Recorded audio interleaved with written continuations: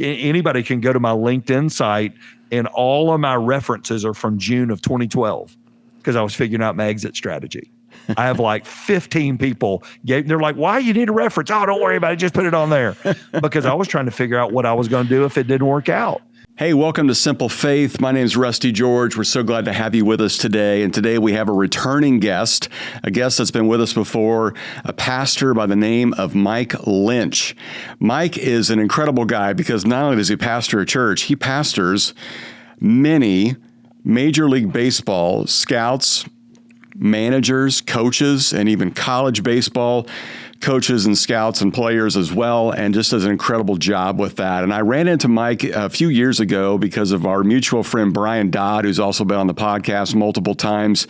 And he connected us, and Mike just became that cheerleader and great encourager in my life, but also I just learned a lot from him. And I think you're going to learn a lot from him as well. Whether you care about baseball or not, I think you're going to love hearing from Mike because he's going to help you understand how to share your faith in a really encouraging way. And if you have a son or daughter that's in sports, they're going to help you, or he's going to help you understand that even better as well, just how to be a great parent in those days. So here's my conversation with Mike Linch. Hey, everybody. Before we jump into the podcast, I want to let you know about something we're very excited about, and that is a brand new book we have coming out called Friend of God, Letting Jesus Say Who You Really Are. I'm excited about this for a variety of reasons, but one is because I wrote it so guys could read it. Here's what I mean by that. They're short chapters. Most guys never read another book after they get out of high school. This one's filled with 40 short chapters that you can knock out in 40 days. Read this as a family, read this by yourself, give it to someone in your life, and you can pick this up on Amazon right now, pre-ordering it, and it releases on May 21st. And then we'll have companion studies for you on the podcast starting the last part of May. So keep an ear out for that and an eye out for that as well. Looking forward to have you read Friend of God, Letting Jesus Say Who You Really Are.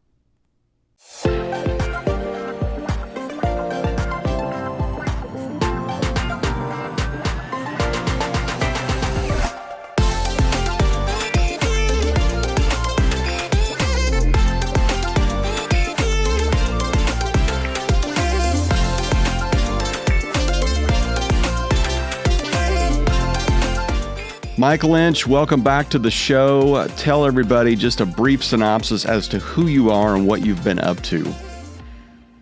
Man, Rusty, it is such a joy to get to be back with you and your audience again, man. I am a pastor of a church northwest of Atlanta, Georgia, in a little town called Kennesaw Ackworth. So we sort of sit on the line there in Kennesaw Ackworth, about 25 minutes from the Brave Stadium, northwest. And man, I've been here 27 years on that church staff. And I've been the senior pastor since 2003, but dabble and play around in the sports world a little bit. So just having a ball and loving life. My kids are grown and married. It's my wife and I now, and we are loving the empty nest stage of life. We just entered into the empty nest season because our kids are in college. They're not married yet, but they're off in college. And I'm finding I love it, and my wife, not so much. So I don't know what that says about me, but I'm having a great time. I want to ask you. You'll get your new norm. Okay, well, I hope for that. I really enjoy not having to fight, over the remote and all that kind of stuff. So it's great. All right, you mentioned you dabble in sports. I mean, you have had a history in baseball, a love for baseball, but you started this Bible study, and this is what I'm really curious about, because we talked about this a little bit last time you were on the show, but kind of this almost like a Zoom Bible study with other people involved in the game. Would you tell me a little bit about just the genesis of that and where it is today? That is a crazy deal, and I would say this, probably the most God thing I've been involved with in ministry, because we really have so little to do with it. It started with a couple baseball scouts and a college baseball coach. And basically they came to me sitting at a big sports facility here in Atlanta and said, dude, we don't get to go to church, man. We're road warriors. We're always looking. We're sitting in a hotel room on Sunday morning. I'm sitting in a bleacher. That's how I make my living. These coaches are sitting on buses on Sunday morning. And if we get to go to church, we go to chapel, and which is great, or our church, but we can't get in a small group. Is there anything we can do? And so I went to my tech guys at Northstar and said, you got any ideas? And my tech guy goes, well, there's this new thing. This is in 2017 called Zoom. You could give it a run, see if it works. And man, we did. And so we started. There was about 8 of us that met every Monday morning. We started, and we'd take summers off. And finally, after a year or two, they said, hey, we need to meet in the summer. And so we did that. And then the pandemic happened. And one of the guys who you've met, Kevin Burrell, on the call, Kevin sends out a note to scouts, said, okay, no, we have no excuses.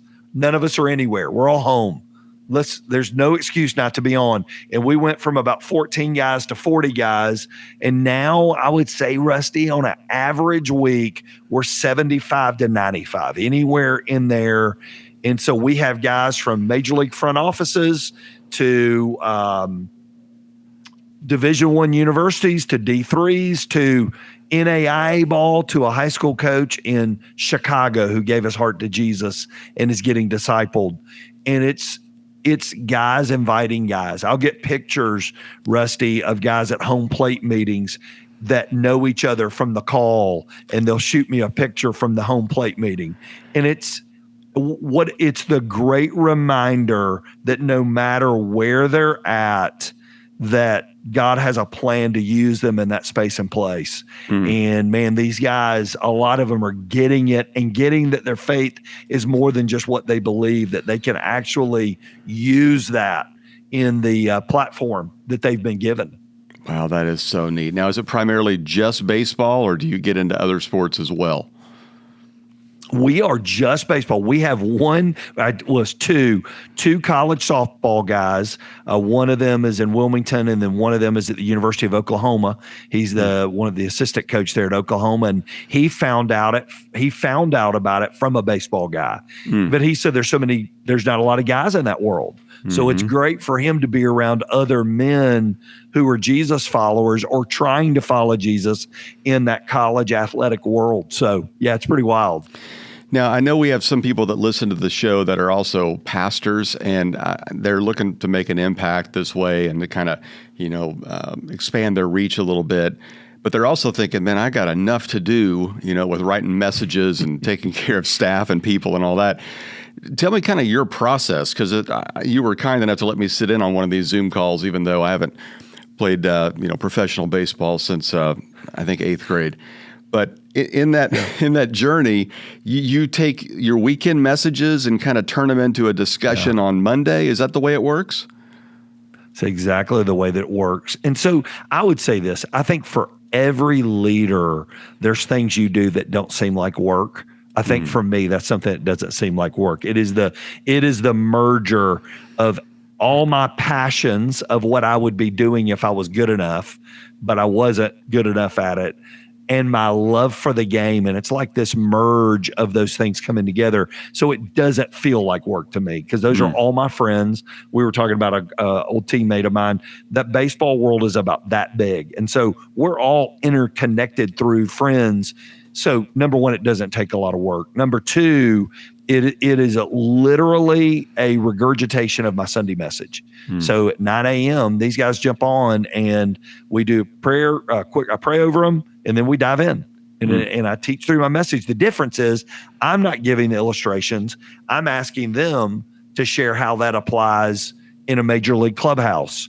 Or this past week, we're teaching through Colossians chapter 3, and we were talking about elevating our appreciation of others. And I was like, who's done that well for you? And guys talk about coaches they had. And one of them, Todd Hollinsworth, is talking about Clint Hurdle, who's on the call. And he's saying, Clint did that for me as a player. And the goal of that is when they can apply it to the baseball world, they're going to understand it better. So we do that, and then I have some back-end help there at Northstar where we create some devotional products for them, the ways they can use it to disciple their teams. So, yeah, but it is fun. And I think for everybody, there's something they do. It's like you doing your podcast. Yes, it's work, but you enjoy it. Mm-hmm. And because you enjoy it, it gives you energy when you do it because it's different. It's out of your normal day-to-day routine. Right.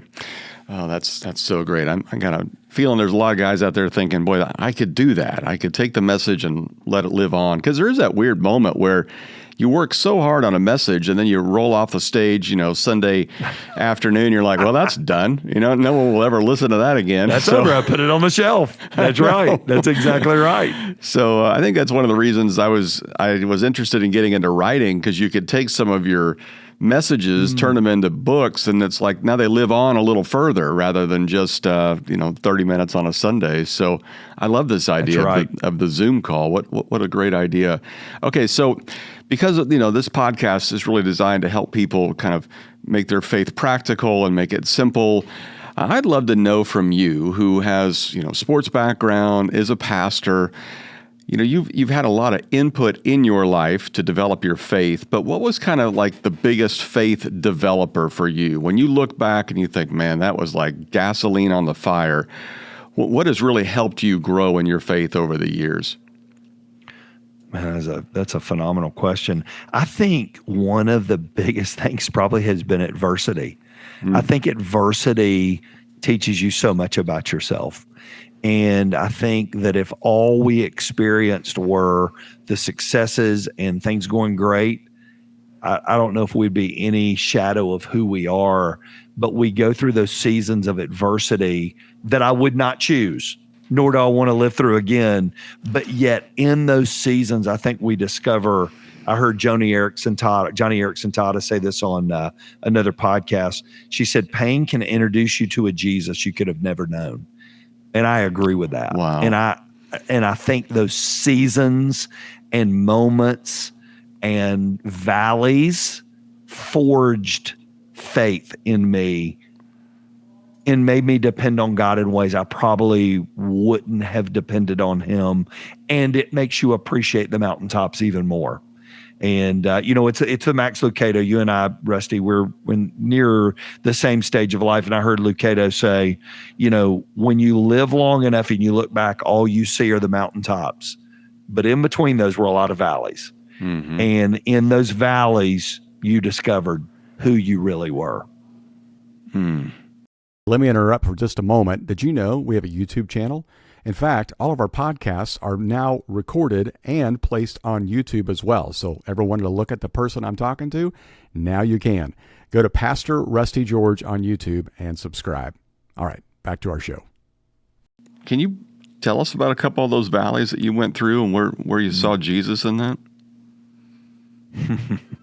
And I think, I even go back to college baseball and sitting in a bullpen in Lynchburg, Virginia at Liberty University, being told there was no longer a spot for me and I was going to have to make a choice. Are you going to sit in the bullpen and be a cancer, or are you going to turn over your uniform to a young guy and let him thrive and you help us coach? And for me, it was a devastating thing. All I knew was baseball. It's all I'd ever done. It's your senior year.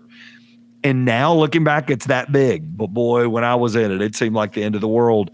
And here I am. That was 1990, the fall of 90. And in 2024, I'm sitting in a bullpen in Kennesaw, Georgia, Ackworth, Georgia, working with high school pitchers, doing what I learned to do because I was forced to do it in Lynchburg, Virginia. So you go back to a small episode like that to raising kids and the pain of watching failures and watching hurts and living through those, to being a pastor all these years. And we went through a season, Rusty, 2012 to 2014 was a dark, dark season at Northstar with some things we had to walk through as a church. And you're sitting there going, I don't know if I can do this. I don't know if I want to do this. I don't know if anybody can go to my LinkedIn site and all of my references are from June of 2012 because I was figuring out my exit strategy. I have like 15 people. They're like, why you need a reference? Oh, don't worry about it. Just put it on there. Because I was trying to figure out what I was going to do if it didn't work out. And I went through a workshop with the Blackaby organization, and I remember I had to do these spiritual markers, and I called 2012 to 2014 the silent years, where God's there. I'm preaching about him every weekend. People are getting saved. I just don't hear him speak. And we all go through those seasons. But in that season, I discovered what I believe I was called to do as a pastor, not just performing the role everybody performs as a pastor. I believe in that season, I found what I was called to do and how I should live out this journey while I'm in that seat. So you learn a lot during those seasons. Wow.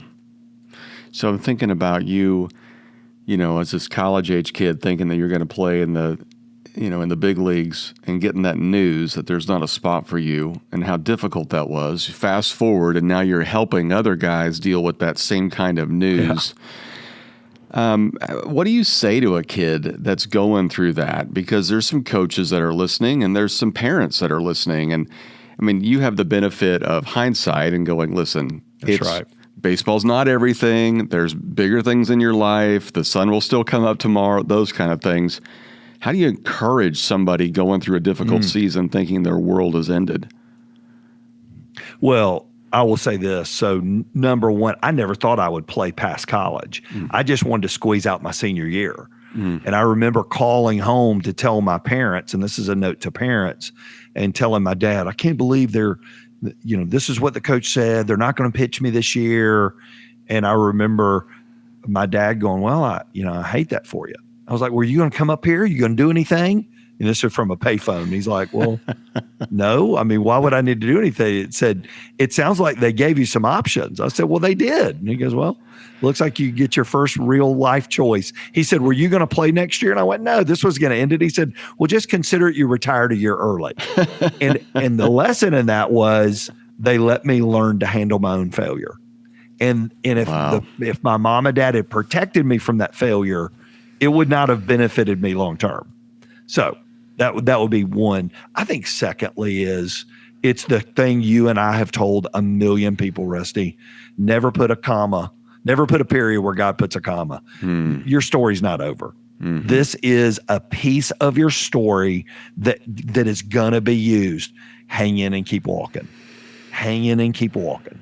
Don't stop walking. Don't stop living. Your story isn't done yet. And whether that's an athlete or whether that's a marriage that didn't make it, whether it's a man or a woman in their career that we're told, hey, we're going a different direction. Listen, God's opportunities typically lie on the other side of that if we won't stop moving. And I think that's the lesson in it. That's so good. I want to just pause for a moment and talk about parents and their kids because I had two girls and they were not interested in playing sports. And I didn't get that, that feeling of living vicariously through your kids who are playing sports. But I know a lot of parents wrestle with that. What do you say to parents who are, always in the dugout, always second guessing the coach, always thinking their kid is the next Nolan Ryan or Bobby Witt Jr., for a Royals reference there. But to give them perspective. And I mean, I love that your parents, gave you an opportunity to work out your own adversity. That's brilliant. But what are some things that you've seen parents do the right way, or you've encouraged parents to do who are really trying to help their kids, but they may just be overstepping the line? I get an up close seat working with high school baseball players. So, and they're not my kids and I'm not in charge. I'm just there helping. I'm a community coach, but I'll watch it. You are not doing your kids a favor trying to manipulate. Let them grow. I have met very, very, very few coaches who are trying not to put the best nine on the field. And whether it's baseball or football, whatever it is, they're trying to win. And they're not trying not to play your kid. There are lessons to be learned when they don't play. And don't don't shelter that. Listen, my son, his senior year, threw 7 innings. And I remember a parent going off about their kid not playing. I was like, my kid only threw 7 innings. But guess what? He learned how to be a teammate. And when they all look back years later and they look back at their championships and all those things, nobody remembers who did what anyways. They remember the team. They remember pulling for each other. They remember the wins coming from behind. They don't remember who logged how many innings. They all were a part of a team. There's bigger things to learn in that. So don't protect your kids from failure. And every college coach will tell you the greatest gift you can do for your kids is to let them fail. Let them fail. They're going to be okay. They're going to bounce back. Second part of that is let them enjoy things. Baseball, we'll talk baseball. Baseball's not everything. Play other sports, do other things. Don't lose your family in sports. And in our world, probably like it is where you are, kids get in a travel ball world and man, they're gone. They are gone. Sundays are a thing of the past. They're in a tournament every weekend. And a lot of those kids, the majority of those kids aren't going to play. And I remember sitting in a bullpen 3 years ago with a kid on our team who was really, really struggling. Personally struggling. And it was probably the 3rd inning and he was a catcher and he wasn't playing that day. And I said, hey man, gear up, come to the pen. He's like, coach, we don't need to throw anybody. I said, yeah, but let's go to the bullpen, which is code for you and I are going to go down there and be by ourselves and have a chat. And so we were just talking about life and I said something about faith in it. I said, you ever remember going to church? He said, oh man, coach, I grew up going to church. But when I was turned 13 and got on this team, we started playing in tournaments every weekend and I hadn't been back. So, and this kid is not playing college baseball. He's not playing college football. He's a starting quarterback. But he lost going to church over a sport. So my challenge to parents is live in the tension. It's a tension. And I'm not saying not go to tournaments. You got to go to tournaments, but you don't have to go every weekend. And be why. Think about the long-term effects on your kids. And, those are just two. There's a local team here in Atlanta. They have it's a great deal. They bring in all the dads of the players once a year, and they bring in speakers to talk to the dads. And I'll go in every year and talk to the dads because the coach doesn't have to say it about what are the greatest gifts you can give your kids. Let them fail. Let them do other things. Let them play 2 sports. Let them play 3 sports. It's great. It's better for them. And number 3, be their fan. Be their fan. Long after the game's over, they need you as their fan.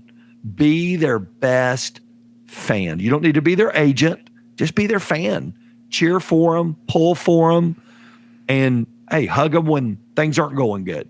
But you don't have to solve it all for them. Is there ever a time a parent should step in? Oh, yeah. Well, if their kid's being mistreated, if they are being demeaned or mistreated, running too much, coaches have gotten personal attacks on them. Not playing is not personal. So that's not personal. Yelling at them and calling them this, that, and the other, that's personal. That needs to be handled. But just playing time is not, that's life. You're going to get passed over for promotions. Somebody else is going to get picked for a job. Somebody else is going to be acknowledged for their work and you weren't acknowledged for that's life. That's life. It's a microcosm of life. Let them learn that in a safe space. But when it's unsafe to them with how a coach handles things, speaks to them, that's a whole separate ballgame. That needs to be handled. Playing time, not one of those things. That's good. Really good perspective. Okay, let me ask you this. Who are you learning from right now? Whether it's books, podcasts, just people in your life. I know we're both friends of Brian Dodd, which Brian Dodd is a friend of everyone, one of the greatest encouragers I've ever met. I'm always learning from him. I know you are as well. Who are some people or some resources in your life that are encouraging you or helping you grow and and you would recommend to us? Yeah, so good. Brian Dodd, definitely Brian Dodd on leadership. Brian's such a great curator of life and information and books and he's almost the Cliff Notes guy for all of us that go, I don't have time to read all that stuff. I don't know where Brian finds all this time, but Brian, I think Brad Lomenick falls in that same category of H3 leadership, and Brad's a curator. He brings it all together. The podcast that I didn't know about a year ago that has become a go-to podcast for me is How Leaders Lead with David Novak. Probably my favorite I Want Something From Me podcast. His guests aren't the guests that I get. His guests are Tom Brady, Condoleezza Rice, Colin Powell. I mean, he gets people, and the questions he asks them are phenomenal. And I have really, it's my selfish, it's not a spiritual podcast, but it's my selfish, I just want to get better as a leader podcast from people I don't even know. I would never be able to get to them in a million. He just had the CEO of Chili's on there. He just gets unique guests that I wouldn't have access to. And man, it's really, really good.